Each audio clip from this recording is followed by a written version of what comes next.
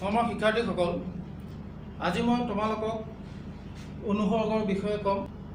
অনুসৰ্গ কি সেই কথা জনাৰ আগতে আমি সৰ্গনো কি, সেই সৰ্গনো কি সেই কথাটো জানি লওঁ। সৰ্গ হ'ল কিছুমান বৰ্ণ বা বৰ্ণৰ সমষ্টি।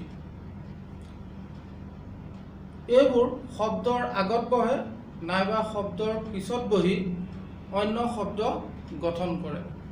যেতিয়া এই সৰ্গবোৰ শব্দৰ আগত বহে তাক কয় উপসৰ্গ বা পূৰ্বসৰ্গ, আৰু শব্দৰ যেতিয়া পাছত বহে তেতিয়া তাক কয় পৰসৰ্গ বা অনুসৰ্গ। অনু মানে পাছত আৰু উপ মানে হ'ল আগত। এতিয়া চাওঁ অনুসৰ্গনো কাক বোলে। মই ইয়াত তোমালোকক দিছোঁ এইটো যে পদৰ একেবাৰে শেষত যোগ হৈ জোৰ, সন্দেহ, আবেদন, বিনয়, মিনতি আদি বুজোৱা সৰ্গবোৰক অনুসৰ্গ বোলে। যে পদৰ একেবাৰে শেষত, এই শেষত শব্দটো এইকাৰণে দিছে কাৰণ মই অনুসৰ্গ বুলি কওঁতে কৈছিলোঁ যে যিবোৰ সৰ্গ শব্দৰ পিছত বহে, গতিকে শেষত বহিছে। পদৰ একেবাৰে শেষত যোগ হৈ বাক্যত জোৰ বুজোৱা, সন্দেহ বুজোৱা, আবেদন, বিনয়, মিনতি আদি যেতিয়া বুজায় সেই সৰ্গবোৰকে আমি অনুসৰ্গ বুলি কওঁ। ইয়াত মই 4টা বাক্য দিছোঁ। এই বাক্যকেইটা তোমালোকে মন দি চোৱা। তুমি এতিয়া কলৈকো নাযাবা। তুমি এতিয়া কলৈকো নাযাবা।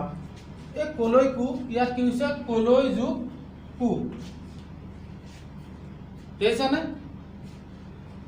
জোৰ দি কৈছে যে তুমি এতিয়া কলৈকো নাযাবা। ইয়াত এই কোটো লগ লগাৰ লগে লগে কি হৈছে? বাক্যটোত জোৰ পৰি দিছে, জোৰ পৰিছে। ঠিক তগৰৰ লগত মালতী আৰু পূজাও। পূজা আহিছিল নহয়, কোন আহিছিল? পূজাও। পূজা যোগ ও। কোন আহিছিল বুলি সুধিলে? মালতী আহিছিল আৰু পূজাও আহিছিল। ইয়াতো জোৰ দিছে। তুমি কালিলৈ আহিবাচোন। কি হৈছে? তুমি কালিলৈ আহিবা নহয়, এনে তুমি কালিলৈ আহিবা। ইয়াত তোমাৰ অনুনয় বিনয় একো নাই, সাধাৰণভাৱে কৈছে। কিন্তু তুমি কালিলৈ আহিবাচোন, এই আহিবাচোন, আহিবা যোগচোন, ইয়াত তোমাৰ কি হ'ল? আবেদন কৰিলে, বিনয় আছে, অনুৰোধ জনোৱা নিচিনা কথা। তুমি কাইলৈ পাৰিলে এবাৰ আহিবাচোন। আৰু ঠিক আমি যদি আমাতকৈ জ্যেষ্ঠ ব্যক্তিক ক'বলগীয়া হয় তেতিয়া আমি কি ক'ম? তেওঁ মিনতি কৰি কি ক'ম? আপুনি কাইলৈ এবাৰ আহিবচোন, হয়নে? সেই চোনটোৱে ইয়াত আবেদনো বুজায়, মিনতিও বুজায়। ঠিক আছে।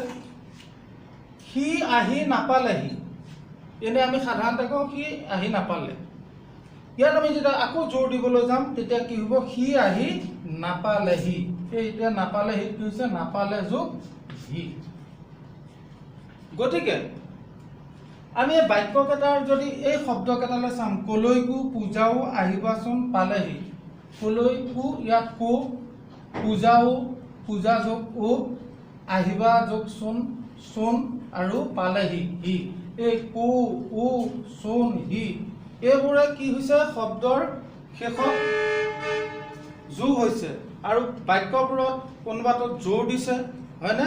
যোগ হৈ জোৰ দিছে, কোনোবাটোত তোমাৰ আবেদন কৰিছে, কোনোবাটোত মিনতি ভাৱ বুজাইছে।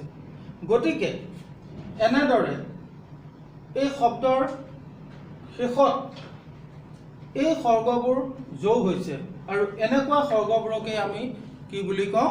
অনুসৰ্গ বুলি কওঁ। আমি আৰু বহুত আমাৰ ইয়াত কথা বাৰ্তাত আমি তেনেকুৱা অনুসৰ্গ ব্যৱহাৰ কৰি থাকোঁ। তোমালোক যাবা হওক, যাবা যোগ হওক, তুমি আহিবা দেই, তেনেকৈ আমি কওঁ। গতিকে এইবোৰ আমি ব্যৱহাৰ কৰি থকা হ'ল অনুসৰ্গ। ঠিক আছে, তোমালোকে বুজিছা কথাখিনি।